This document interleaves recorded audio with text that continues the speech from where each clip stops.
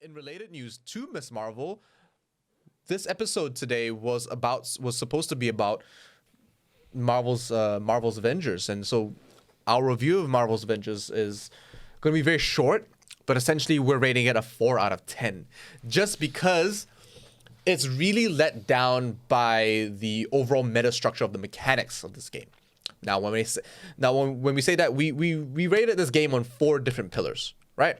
And 3 of them are very similar to one another, but do have in their own respects different facets of the same thing. So firstly is narrative. The narrative of this game is quite baseline. It's very simple, and we've seen it before. You know, Avengers get scattered, they come back together, they reassemble, and then they save the day, right? It's something we've seen time and time again. But at the same time, it has that Miss Marvel sort of like she's discovering all these heroes, and she's discovering herself, and she is the first Muslim and the first brown girl in the show, and so it has great representation in that sense, on levels of presentation. But in specifically for narrative, she doesn't.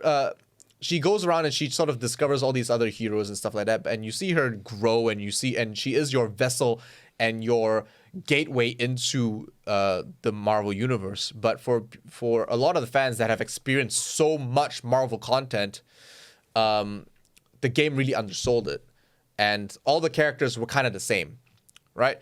So narrative-wise, the story kind of was the same as every other piece of Marvel Avenger cinematic stories. I wouldn't say it's the same. Saying that it's the same would put it at the same pedigree of greatness that the MCU movies are. No, it's not. But it's definitely be like. But the pathing, the pathing is sort of cliche. You know, it's not a unique storyline, but it was still enjoyable for me because the presentation of the story and the journey you take on that story was also great. You see the character, you see Miss Marvel's character develop, and that was for me quite enjoyable. So I would recommend the single player storyline. In addition to that, I suppose the next thing we need to talk about is the presentation of it. And yeah, the presentation, it's a very, very pretty game. It is like, if we rated the narrative at a 3 out of 10, the presentation is like an 8. It's a high spec game that has high level of graphic fidelity, a lot of particles, a lot of different characters, a lot of different I suppose enemies and archetypes, but that's its strongest point. And the animations as well. Johannes had a big point about it, how animation being on point. Animations next. I wouldn't say they're quite next level, but they've essentially taken bits and pieces off the MCU movies and integrated it into the animations of the games. For example, Iron Man's thruster into double repulsor blasts, or Captain America's 720 spin body slam. Like, those are all iconic pieces from the movies. That time that you see Captain America front kick a dude off a ship, like, you say to yourself, man, I wish, I could do that in a game. Well, now you can. That's his running heavy attack. Like, it's great. It's fantastic. It makes the combat really, really fun. And that in itself actually leads into a lot of immersion. You really start feeling like you're playing all these characters very differently, and they're all so unique. You feel like you really are playing Iron Man, and that maybe you are Captain America for that split second. Like, wow, this is so satisfying. But that's all really let down by the immersion of the game, because while the individual hero gameplay is great, it's really let down by the overall mechanics of the gear system that really does, it's kind of hollow. So we spoke about the gear system at length with each other, and essentially to us, the gear system is just so, it doesn't really have a purpose other than boosting your level. Now, that's replicated, and it's sort of a copy of what we've seen with Destiny's light levels, but the difference between the two games is that Destiny's gear, you can see the Destiny's gear, that the gear changes your appearance, and aesthetics are a huge part of games these days, being one of the most, being the highest selling point for a lot of in-store cosmetics, right? But other than that, it also provides you perks. It changes the way you play the games. play the characters, and that also leads into Marvel's Avengers, because Marvel's Avengers gear does have stun effects and like damage effects, perks as well. But at the same time, it really is let down because while there are perks, you don't really see the animations for it or really notice these effects really take place. So that kind of gets washed under the bridge, and you don't really pay attention to that. In addition to that, there are a lot of, I suppose, items that come from sets but don't have set perks, right? So you've got like a whole bunch of Stark items, you got a whole bunch of Shield items, a whole bunch of items from PIM Laboratories, but none of it really like matters. It doesn't matter because you don't get a you don't get an appearance that makes your character look different. You don't get boosts in your damage, or you don't get effects and rewards for collecting only that type of gear. It really is let down. It's a hollow system that doesn't really lead into anything more than just having to progress through the story. And normally all this kind of really has value when you get to choose and customize how you play using whatever gear you have. However, this really falls short when they just add a button that says use max gear now.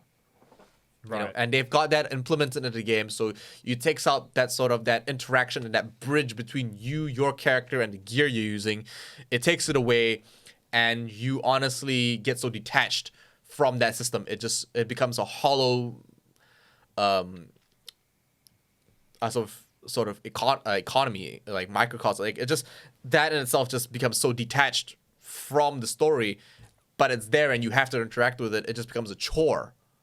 Right? The chore is a very, very good word to describe the gear system, because let's be honest, Destiny 2's gear system, the weakest part of it is that chore aspect of getting and grinding for the same looking item, essentially, but with slightly different stats.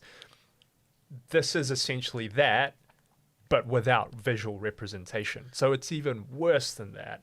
So they tried to justify the lack of visual representation in the items by making the items like things like subdermal implants or skull implants, or like shirt linings for Ms. Marvel. Captain America's like shield scaffold. Yeah. But that's not a solution. That's an excuse, right? It's just they need to take this out completely, because even if they did take it out completely, it would not take away anything from the game.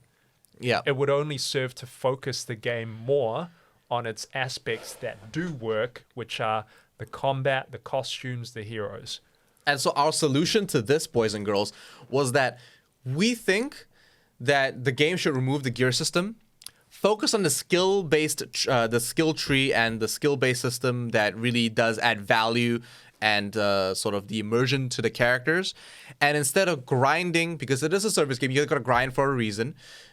Instead of grinding for a gear system that really doesn't serve its purpose, grind for cosmetics that the game already doesn't have, so that we can play the kind of Hulk that we want to play, and to be able to really be the heroes we want to be, right? If they did that, I honestly think it would be a better system. Essentially, immersion is at like an all-time low as well for us. So what narrative was like a 3. Immersion was also like a 3. Presentation's an 8. And mechanics, as a final point, we could talk about the meta structure. We already talked about the meta structure of gear systems. The war table is also... it distracts you from the cinematography and the juxtapositioning of the characters and the real delivery of the story as well. Honestly, a big letdown, and it removes you from that deep dive into being Miss Marvel, right? Takes you away from that, and in addition to that, some of the mechanics are quite janky. Your interaction button is also your punch button, your light attack, and that makes it really janky in trying to actually interact with some gear and some doors. Some of the mechanics are very, very old school, and so it's so last gen that it just kind of feels nostalgic, but also just feels like it's been done. Really lets the game down yet again. A low score of 3 out of 10. So essentially this game is like a 4 out of 10 that has a storyline, a single player storyline that's worthwhile playing for itself. And then you kind of have to leave it and wait for Square Enix to come back and just say, you know what, we fixed the game. There's a lot that this game can actually live up to. It has a lot of potential that we're looking forward to. We're actually hoping so much for this game. We have so much high hopes. We see a lot of potential in the game's experience, because when we played it together, and you'll see some gameplay for it as well, there was just so much to this game that we wanted to enjoy, but we were also let down by a lot as well. So thank you guys for watching this very, very, very short episode, this very, very short clip, and this very short review. But I mean, there are very many reasons why this is very short. One reason being we're doing a quick recap, because the first video has some audio issues. We fixed that. We're back here now. Very condensed version. We want to say thank you to all our sponsors, Playtech, for providing this amazing studio for us to use. Thank you to MSI for empowering us, gifting us copies of this game, so that we can make this very honest and this very direct review of this product. And also, if you guys want to try the single player, which I honestly think is actually worthwhile, we rated this game on a 4 out of 10 just because it's a service game. But if you want to play the solo campaign by itself, it's actually worth the while, in my opinion. Johannes doesn't think so. I think so. Everyone's got their own opinions, but honestly, in the long term, it could be worth your while. Check out MSI's deals right now. If you go onto their website, they actually have a lot of discounts going for their laptops. So you can get one of the latest laptops that they have with a 20 series with a 20 series graphics card in it for up to $800 off.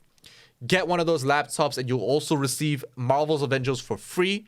Why not? It's a freebie. And you're also getting a big discount. That's up to $900 off one of the latest laptops available on the market. And it's honestly one of the best laptops available on the market. Check that out on their website or at a retailer near you. Check the Playtech website as well, just to make sure that they've got some stock left, because honestly, they sell it fast, guys. We'll see you guys later. Thank you to Quantum Energy, of course, before I forget. And thank you to Johannes. Thank you to Joseph. Thank you to everybody here at the studio. And we'll see you guys next time. Thanks for watching. Check us up on all social media. And we'll see you next week, Sunday. See you soon.